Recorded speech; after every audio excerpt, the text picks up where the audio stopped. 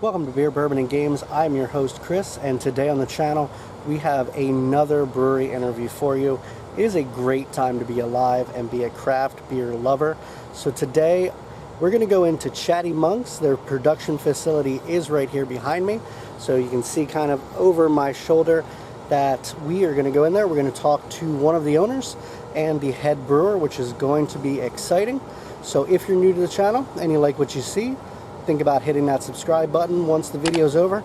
Don't forget to leave a comment down below, and always make sure to check out the breweries that we feature here on the show. So you definitely want to go out, check out Chatty Monks. They're doing some great stuff, new beer, new owners, everything like that. Let's go in and check them out. I just want to thank both of you guys for sitting down here with me. Obviously, you are one of the new owners of Chatty Monks. And you are on, I believe, it's a consulting type role right now, or brewer? Okay, you're a brewer? Okay, awesome. So I want to just start with, tell us a little bit about yourselves. Yeah, so I'm Devi Jagadesan. I went to school for marketing and entrepreneurship at Xavier University. So I knew I always wanted to go into branding. I've been around entrepreneurship my whole life with our food manufacturing facility called Palace Foods. And up until now, I was working on one of our private label brands, which is Sambar Kitchen, and it's easy to make Indian food.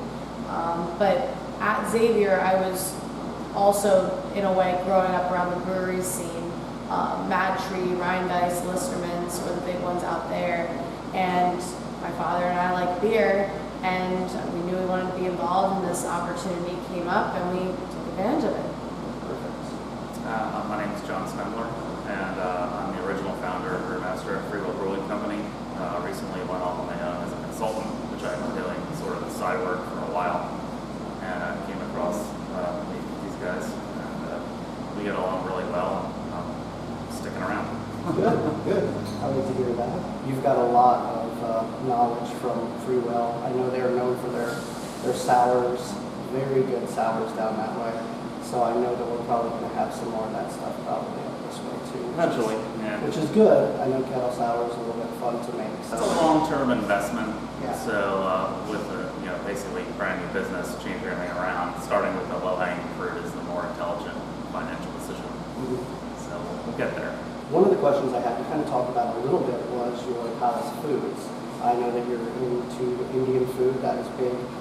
Can we see any of that potentially coming to Chatty Monks in the future? Absolutely. Okay. Yeah, and we have started rolling out some dishes, the lemon chicken curry, or if you're vegetarian and would like paneer cheese, that's the alternative, has already been rolled out in the menu.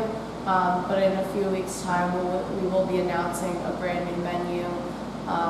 We've implemented a few changes, ran a couple specials, and then sometimes you'll just see my dad and I handing out samples of random things we're trying in the kitchen. That's not even on the menu, it's just if you're lucky, you're there, you're getting it. But yes, in the near future, there will be a brand new menu announced, and we will be sharing a part of our culture with everyone in the area and beyond. That's really cool. I was hoping for something like that because there aren't as many around. I know in Lancaster, I go to Taj Mahal or Himalayan, I think they're both owned by the same people. Fantastic food. So Penn doesn't have anything like that. They have a diverse selection already, but I don't really know of any Indian food. So it'd be really cool to finally get some of that there, which is nice. Do you have a favorite dish? So sambar is actually a Southern Indian meal that you don't see a lot in the Indian restaurants. Most Indian restaurants you see are North Indian. Sambar is my favorite dish. It's like a vegetable soup or stew, if you will, and it's served over rice. We may have something similar, but our goal with Chatty Monks is to do fusion. So bringing the staple spices and blending it with westernized meals or European meals, and just putting that spin on the comfort food that people around this area know and love, while just sharing a part of flavor and culture that we grew up making mac and cheese and then going to a restaurant and taking it home and fixing it. So things like that is kind of the direction we're going. But our sauces for Palace Foods, and specifically Sambar Kitchen, are traditional South Indian recipes. sounds like a really nice gateway to get people to try new foods, because I know it can be a little scary to try some of that stuff. So yeah, I'm excited to see what you roll out. So you did say it's going to be on social media, so definitely follow them and check that out so we know all the updates that are coming. Now here's the big one. Chatty Monks obviously has switched hands. I was not aware of it. I know apparently it was a pretty good, well-kept secret. So can you talk a little bit about how that all happened? Yes, so my father and I were always going to open a brewery. We were slowly looking at different equipment, purchasing different equipment, and manufacturing has kind of just been our bread and butter. During the pandemic, every restaurant suffered. We knew that the previous owners were thinking about selling, and the pandemic kind of solidified that. And that was when we decided, okay, it's kind of like now or never. Like the equipment's there, the branding's there. And so what happened while we were waiting for our PLCB license, we met John. John was ready to consult and help us transition, and so we entered a consulting agreement in December, right before Christmas. And so we were consulting officially probably until May. And May 26th we took over, and by that time we got along really well, John Stemler, my father and I, and we think we can grow this business bigger than what it already is. And that's kind of how it all came to be. But yes, it was always in the works. It was just a matter of us pulling the trigger and doing it. Yeah. Awesome. You said you were buying equipment here and there. Were you guys home brewing at all, or? Not even that. We were trying to make space in our manufacturing facility that we have off of 5th Street Highway, and we were thinking about how we could balance Palace Foods manufacturing with that. But it wasn't anything serious. We played around with a couple business plans that I developed in college, and so, like I said, this was just like a now or never moment. That it was there. It was just in the cards, and we were able to pull it off, and now we're here. It just was too perfect to pass up. Yeah. So now that it's here, we've already saw that you're kind of doing some new branding. Looks like some new beers are kind of in the works. What is your full-on vision for Chatty Monks going forward? Well, I personally would like Chatty Monks beer in as many people's hands as possible. John is doing, you want to explain the Kettle Sours and what we're doing with the sours and seltzers? So yeah, we're doing Kettle Sours for like Goza and other base sours, which we can blend, add the taps with different fruits and additions, so you can make basically one keg turn into many different flavors at the pub or anywhere really that has taps. So we're making like a base sour for that, plus the Nothing Goes as Planned, which is basically a base Goza style that we bastardize it with a whole bunch of fruit. I do know some people kind of do that, and kind of, there was a place that offered a take-home growler almost, and it had an infusion spout that you could then put, they had hops for one time, they had, sage, here's a chili pepper, you can do stuff like that. So you can definitely have a lot of fun with sours. Yeah. And what constitutes as a sour now and what people are doing to them is a lot of fun. Yes. What's beer anymore, I'm not quite sure in some regards. A lot of them all taste like beer. No. It tastes like fruit. Fruit punch, smoothies, or whatever it might be. So that's cool that you're getting a lot of bang for your buck there. And we will still have the traditional beers. I think one of the things moving forward with the overall picture of this business is that we want to have something for everyone. We want to do the sours, but we want to do the IPAs, and we want to do the Belgians. But the really important thing that we really want to push in our branding, and specifically with our beer, is the stories behind the beer, right? So if you come in here and watch John, he's literally creating a masterpiece. It's like art. And then I have certain memories of different beers, right? So I always joke around, okay, in college, like, I'm writing my book around Natty Light. It's a character, I swear, in my manuscript. But in all seriousness, there's a story behind each beer. And sometimes, no matter how good the beer is, people remember their experience while drinking that beer more so than the actual beer. And lucky for us, we have John who creates amazing beer, and we have great stories. And so our vision is pushing those stories and sharing those stories with the world.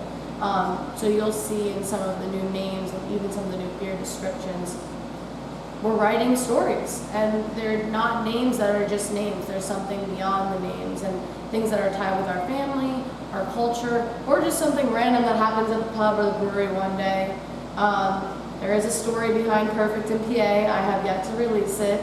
It's coming, but it is everything's inspired from something. And so for me, marketing and building a business is never just marketing and building a business. It's making an impact and making a change, which you will see in our Chanting for Charity program and things like that, the different advocacy groups we support.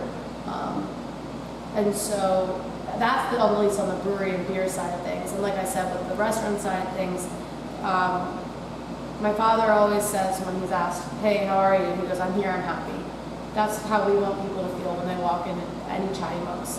And we are going to have more locations. So any Chatty Monks you walk into and you just feel happy. Our parent company is called EDL Consolidated, and it actually stands for Eat, Drink, Love. So that's that's the type of vibe we're pushing out. And I think that's also, I feel like, something that John relates with as well when we're pushing this new vision. Good. I do know with the license, obviously, you can have more than one location, so that's always smart. I think it's 3 total or something around there. Well, you get one retail location attached to your G, which is here, and then there are 2 GS licenses. Plus you can do farmers market locations, and then there's expo permits, which you can pop up at different places. But the idea is to also have a gluten-free production facility, so that will be a separate G license. It will be more GS license attached to that eventually as well. Okay. I do know that some people, like Mood Duck, uses a certain agent that makes it gluten reduced. You can't, gluten free is hard to claim. Yeah, some you need to have a regards, lab but at least with the reduced, he does have a few people that it's not affecting. So, you know, if you know someone that's gluten free, they probably know 3 or 4 people, and if they have a gluten-free bar that they can go to, that's going to be a lot more business than not turning away. So, yeah, I mean, I don't really notice the difference from the ones that I've had. It's come a long way with different available ingredients. Before, you didn't have a whole lot of options for gluten-free starting ingredients, but there's a lot more now available. In fact, we were originally going to brew a gluten-free beer today, but the shipping, some of the stuff didn't arrive until today, so that'll have to wait. Something like millet, I'm assuming. Millet, yeah, this one's going to be white sorghum, oats, and blue corn. Sorghum's popular. I know that's in gum, I believe, as well. Yep, you got to use added enzymes to make sure the body isn't through the roof and be able to convert it properly into fermentable sugars. One of the things you said was you want to get your beer as many places as possible. Obviously, having more locations is good. I've seen Chatty Monks beer kind of here and there, but not really much distro. How are you looking at distributing? Are you going to different retailers or, you know, beer and beverage stores, or how are you getting it out? Yeah, so we are currently hiring sales reps to go to different taverns and restaurants and bars that will carry us. So really utilizing that face-to-face interaction now that we're able to do that. And then we will slowly be starting to look at distributors, because we just, a couple weeks ago, got an in-house canning machine. So under the old ownership, they were outsourcing it, and that got very expensive very quickly. And so now we're fortunate enough that we have a canning machine, and we're canning in-house, and hopefully with that, it makes distribution a little bit easier, and getting into distributors essentially. But I think there was some things that under the old ownership that they weren't able to do as far as the retail side of things, which is definitely where we're looking at more as far as improving our financial position to build this vision the way that we would like. Yeah, I know mobile canning lines are how a lot of people go. It cuts into profits right away, but the space and money to buy a canning machine can also be extremely expensive. Like, here's $100,000 and it's not even a good one. Yeah. It's like, do you want a 2-head filler, or like how fast? It can get crazy, so I can understand why some people You're rolling jump $500 into it. million of equipment to be a rubber can. Yeah, it's pretty insane how much you can get through them. So yeah, I can understand that, and since you've kind of got a background in restaurant equipment and all that stuff, you guys understand a little bit more of how all those machines work, and you might have better deals than some people since. Yeah, that is one thing I will give my father credit for, is he really knows how to negotiate price when it comes to equipment. And it was no surprise to me when he comes around like on a Wednesday evening and says, hey, I'm sending you and Tom, my boyfriend, down to Nashville to pick up a canning machine tomorrow. And I was like, okay, sounds good. But we made a trip out of it, and those are the kind of like adventures and stories I think that has been most exciting about this brewery, and even some of the things that we're planning maybe in other parts of the country coming up this fall, is the stuff where work and play, the line becomes like a little cross, but it's all, you love what you do. So since you are a full-time brewer here, I know you're great at sours. Obviously, you're looking to diversify, but talk a little bit about your brewing experience and how long you've been brewing, kind of some of the things you've gone through in your career. Well, I started home brewing in 2008. Actually started making wine first, and then started brewing. And with my schooling at Ursinus College, I learned I majored in chemistry and biology, so brewing sort of fit into it. I never knew what was going to happen with that. I did a lot of outdoor construction and irrigation work for most of my life, and then eventually ended up working at a homebrew store, and continued to work my brain with regards to recipe creation for everybody to walk through the door. So I got to really flex the brain on that, be able to create different things from all the raw ingredients based on what somebody just verbally told me. I want it to taste like this, this, and this. And okay, well, try these combinations and do this. And got basically test batch through customers. It's kind of cool. And then my friend Dom and I started homebrewing together. And then we ended up deciding to start Free Will. And that was back in 2010. And it took 2 years to get us through licensing and build out. Back then, there was no tutorials on how to open a brewery in the country. There was only like 12 or 1,500 breweries back then. I had to figure it all out. I seem to have the ability to navigate government websites and finding things that are hard to find because government websites. Yeah. And got us through and did all the licensing myself, no lawyer. And we opened in January of 2012. And as of right now, they distribute in several states and do direct ship throughout Pennsylvania and operate on a 15-barrel 5-vessel system that I did most of the automation and build out on. And it's a pretty successful business. They have now 3 locations. I think I've only ever been to, was it Peddler's Village? Peddler's. That's the one that I've been to. I went for Sour Sunday, which is a big event, which is always nice. It's a good place there. When did you leave Free Will? I went on sabbatical in September. It's no secret running a business with a partner is challenging, and he and I sort of drifted apart as far as communication, our ideas on how to run the business and things like that, and it just worked out better than I believe. I set the business up so that if I got struck by lightning, it would be fine. So it's usually relatively easy for me to step away. I documented everything I had done, both digitally and physically in paper. Very thorough process logs and details of testing all the beers, so it was easy to sort of step right in behind me. Nice. And you said they had a 15-barrel. What do you guys have here? This is a 7 7? officially, but I can knock out 8, 8.5 pretty regularly. Okay. But How many fermenters are out there? just 4 right now. 4? Okay. Nice. Keep a pretty good amount of stuff. Yeah. I'm sure you'll expand more as you. We're looking for tanks right now. I was to say, as you ramp up and now that you have a canning line, Yep. the 15-barrel will probably be in the future, so that way you I figured out how to double batch on this thing first. Yeah. Free Will started with a 7 that we had built, and we were doing 4 batches a day, 5 days a week, and for several years before we went to the 15. So you can squeeze a lot out of 7. Yeah, that's a lot of brewing. Yes. A lot of tiring, a lot of back-breaking work, and a lot of janitorial work as well. This one kind of goes for both of you then. What are your favorite beer styles? Obviously, it might be sour for you since you brewed a lot, but maybe not. And then also, what beer got you into craft beer? Oh, that's a good question. I'm trying to think. You go first. I gotta think for a second. What beer got me into craft beer? Probably Sam Adams. Insert any brand possible. Back in the 90s, my roommate in college, he drank only Sam Adams. I thought he was crazy, but it was very, very tasty, and that sort of cemented what I could do. I didn't really act on that ability until many years later. What do I like to brew? I like all beers brewed very much the same, just different recipes. Right now, I tend to like lighter styles.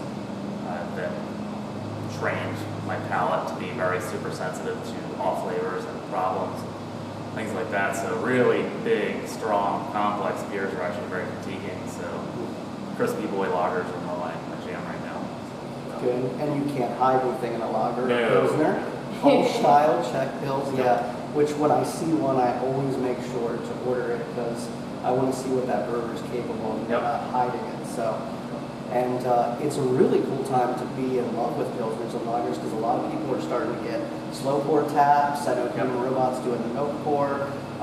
Poor Man's has a side tap. So more and more popular way to just kind of get someone into the brewery. So always fun, good times. What about you? Okay, so I thought about it. Natty Light. No, it wasn't Natty Light, but sort of. No, so specifically, okay, what got me into breweries in general was Matry and Listermann's.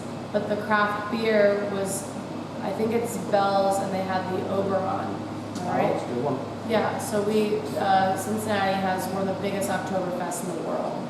And that was the one tent that it was right next to where all the pastries was when I went my first year at Xavier or whenever I went. And I just remember pastry, beer, pastry, beer. And then right now, I'm drinking a lot of hazy IPAs. The Pray for More is my favorite beer on tap right now. Okay. This is also, we just released the Perfect IPA, and that one's really good as well. But then John made me a rosé beer, and it's called Hey Bay Rosé. I can see that. And I'm a big rosé wine drinker, and so I was like, John, I need a beer that is like rosé wine, but it's beer. So those will be in cans soon, and I drink that a lot, but there's nothing else like it, so I drink that one specifically. So, since it's a rosé, how, in theory, how did you go about that? So she literally came to you and said, I want a beer like a rosé. So I'm a client coming to you. How do you turn that into a beer? Well, we had an actual commercial example of this beer, so I had something to go off of as far as flavor profile, so I just thought about it. And we actually, it's a sort of a hybrid style. It's got some ale, technically a blonde ale, also cider, and also a little bit of fermented cranberry juice. Okay. So it's the rosé color, and some of the acidity comes from the cranberry. The rest of the acidity comes from the cider, and it's all very, very light, so it then be dry and crisp. It finishes very dry, but still has a little bit of sweetness and a little bit of tartness. It's sort of a very delicate style. Did you carve it a little bit more to change the mouthfeel to make it like? That's hard to do. I mean, we can carve it that much, but most draft systems are set to run at a very narrow set of parameters. Okay. So it's being set pretty much normal. Try and get that presentation out of other notes of the beer profile rather than the carbonic acid. Okay. Just curious how that worked. But since you mentioned them, we have a few beers here. You said this is your hazy IPA, which I'm assuming it's a New England IPA. Do you want to talk about some of the beers here? I know this is a brand new collab that you guys have. You guys just announced it. So go ahead and talk about the beers you have a little bit. So this is the Pray for More. It's more of has a citrusy flavor than other hazy IPAs, so not too hoppy. This is the double IPA, the 227. That's a really good recipe too. The Perfect IPA is a collab with Deer Creek Malt, And you think this one's a little bit hoppier than that one? This one's a low ABV. Yeah, it's only 4.9. Yeah. So more sessionable. Yep. Right. Okay. So yeah, that one, I like that one a lot. I'm going to be drinking that this weekend. And this is from the old management, Nothing Goes As Planned. So there's a bunch of flavors in this line. And this is the one, the strawberry one is the one that we typically can, but it's a fruited sour. And right now at the pub, we have a bunch on. 3 or 4, yeah. We have the boysenberry vanilla, we have this in cans, and then we have blackberry and sweet cherry vanilla. So basically under John's brewing, he's been doing a lot of different flavors. He also did blood orange, cranberry. What else did we do? Did I name all of them? Yeah, we're going to be doing Cara coming out. Cara. Yeah, so Or we've just strawberry. been trying to figure out which flavors sell really well. I think sweet cherry vanilla is good for canning too. I think so too. Yeah, it's really good. Especially during summertime coming up. Mhm. Right now with all the hot weather, Right. it's kind of a refreshing drink, and there are a lot more people doing sours. Finally, they're getting past that. Yep. It's a sour beer, Right. so But you hit it with so much sweetness and fruit, it becomes something entirely different. yes, Right. And I think, so this is like its own little family that we'll expand upon, and then we'll have our flagships, and then we will be releasing a Hay Bay Rosé peach flavor that we have a special collaboration coming up for, not with another brewery, but for a launch party for that. Okay. With this one, the Deer Creek malt, is that a local malt place in Pennsylvania, or? They're in Glen Mills. Okay. They find as much locally grown malt from around here in Pennsylvania as possible. It's malted right in Glen Mills, but they also source some of the grain from surrounding states. So it's all malted right here by hand. Very good quality stuff. You're going to see a lot more collaborations coming out of here with them. This particular beer is actually the pilot for the next PA Pride beer. Okay. So, Yeah. which will make 80 or 100 barrels out of Susquehanna in August, hopefully. What are they up to, like 6 or 7 now for PA Pride, I think? Don't know. I know That's they have the a couple. Polish one. Yeah, and they have a couple of loopholes as well that they were Yep. doing. Yep. Since you're doing some collabs, or do you have any collabs set up with any breweries? We're going to be doing a collab with Ex Novo out in Portland, Oregon Oh, okay. in November. I have a whole host of friends that I want to brew with, but we were just trying to focus on just getting things running smoothly. Yeah. Okay. There's a couple that we want to do collabs with, but it also depends on people's production schedules, our production schedule, and we really needed to turn around this business before we committed to a lot of the new beers and new marketing and things like that. This is one we kind of discussed off camera a little bit, but ever since you guys took over, I've noticed social media has blossomed, per se. It helps that you've got a 20-something-year-old running the social media instead of people that aren't really were raised in that generation.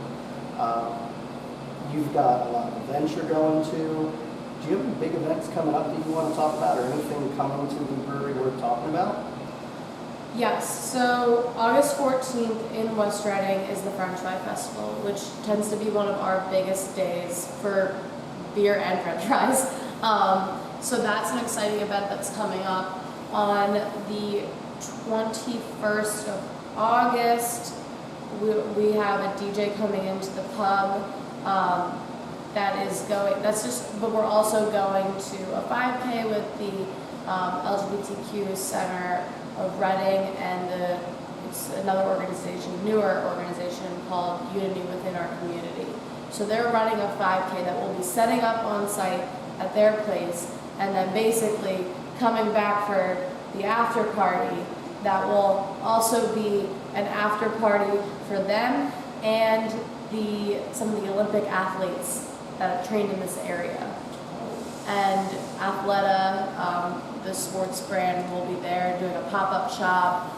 We might have Orange Theory from Why Missing come and set up. So a lot of our events that you'll see coming forward, we're rolling out taproom yoga starting once a month on Mondays. I'm sorry, there's actually a lot of events that I'm trying to think of the ones to talk about, but There's a lot that, specifically in West Reading, it is becoming food and bars, restaurant and bars, health and art. And we think for our community and to uplift this community, it's important to tap into that. Whether that's with the local schools in the area, we'll be doing things with Grapsville Medicine in the near future. And then on top of that, all the beer events that we have traditionally attended. So we're trying to do a little bit of everything. Like I said, for us, like with the Indian food manufacturing, that started out as just a way to share part of our culture with people that didn't know about our culture. And that's kind of the same approach that we're taking with the beer. It's like everyone and anyone can drink beer. And so, but you also have to be able to tap into other events that aren't just beer fest, because sometimes beer is daunting for people. If they don't know what a beer is, they might not want to drink it, or they don't know the type and they don't know how to pronounce things. That's fine. It's just a matter of like inviting people into your niche and your space. So Disclaimer, she said anyone can drink a beer, you have to be at least 20. Oh yeah, sorry, yeah, it's D21. One of the big things I can tell unity is big for you, and in a world that looks like it does right now, that's a really nice little beacon on Penn Ave for people to come to and feel safe. There's plenty of hate in the world, so a little place they can come to and not feel like they're being judged is a really nice little spot. There's 3 rules at Chatty Monks: eat, drink, love. I will be honest, an event is actually how I first came to know about Chatty Monks. The street festival that they do in like October, where they shut it down and they do the pumpkin carving and everything, that was the first time I had ever come to Chatty Monks a few years ago when they were doing that. So those things can be very rewarding for the business. We'll be at Fall Fest again too. Yeah, it's one of my favorite events. So they shut down Penn Ave, and there's tons to do here now. So good. How is the community receiving you so far on Penn Ave? Really well. And it really does mean a lot when people have said, or people come up and they're like, hey, the presence going in there now just feels lighter and better and more exciting. And when people compliment on social media, it does mean a lot, because before I did social media for Chatty Monks, I did social media for like 10 other things, including trying to like push the personal brand. I went through that phase too. But I know, and I've seen others, and even just with myself, I've seen the way stories change things and make an impact among people. And when I see it paying off with Chatties, it means the world. It's not, like I said, it's not just a business. It's making the impact, making the change, and making the community come together to just feel good. And if I can simply do that by posting an Instagram post about our food special for the weekend or a launch of a new beer, like, I feel fulfilled. Currently in the brewery industry and a lot of industries, there's a lot of movement for inclusion. Recently there's some stories in the beer industry of certain places with sexism, racism, which shine a light on a lot of negativity. So what are you guys doing at Chatty Monks to make sure that everyone feels safe, no racism, all that, like as inclusive as you can be? What are you doing at Chatty's? We actually just this week, all of us, John Stemler, our new GM, Malik Moss, my father, my sister Mira, and I went down to Triple Bottom Brewery in Philly, and they're rolling out trainings for employees and trainings for owners and management to know their rights, and specifically for owners and managements know what they have to do to keep their employees safe. So those trainings are really helpful. My background has actually been in gender-based violence advocacy awareness work. I've been working mostly with student survivors for the last 6 years and consulting them on their Title IX rights under the federal law. But when the stories came out on social media after Brienne posted, I talked with a bunch of survivors and wrote a piece for Bon Appetit. And basically coming into this space and kind of having like all my experience kind of just clash, we thought it was best, and just from John being in the industry for as long as he has too, being completely transparent about our code of conduct moving forward. having the needed conversations with our employees if situations arise, and they have, right? Maybe not to the extremity of some of the things that have been on social media, but any kind of hostile behavior is a hostile work environment, right? So, you know, I'll pick up the phone at 3 a.m. if an employee is calling me.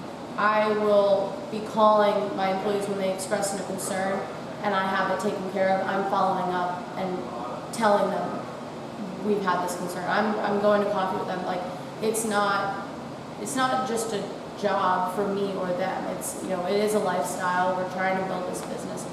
So we have a temporary code of conduct from the old management that that is still in place, but we are looking to improve upon.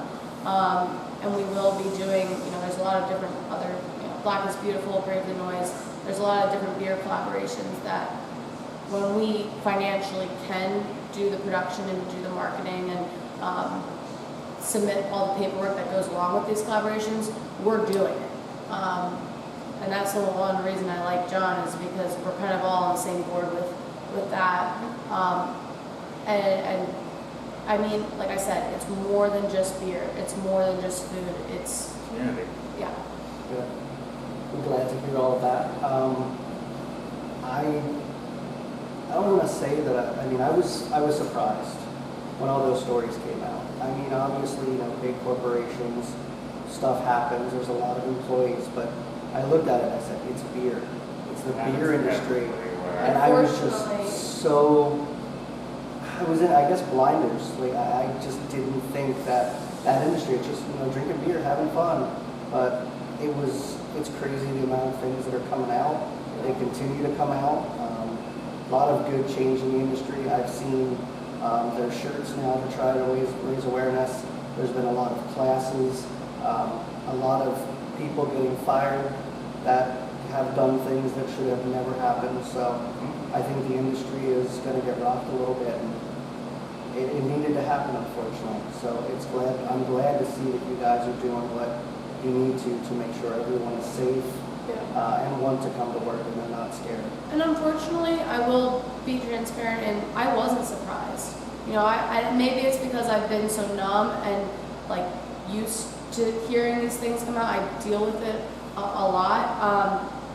But I think one of the things, like, and speaking as someone who's gone through very similar things, is like, one of the things beyond awareness is just the action and the bystander intervention, but also just listening and believing these people coming forward. It's not easy to do, and aside from it being easy or hard to do, whatever reasons people think when people come forward, is this affects someone for the rest of their life. Even if they receive some sort of justice, whatever that even looks like in this day and age, this is their workplace. It's supposed to be a place where, you know, they're getting an income, they're enjoying themselves. I mean, even on the hard days, you can tell John loves what he does. And even on my hard days, I hope that my employees see I love what I do. And for some people to go and try to ruin that for other people, it's just like not fair. I think one of the things that helps too is that you are a woman now in the brewery industry.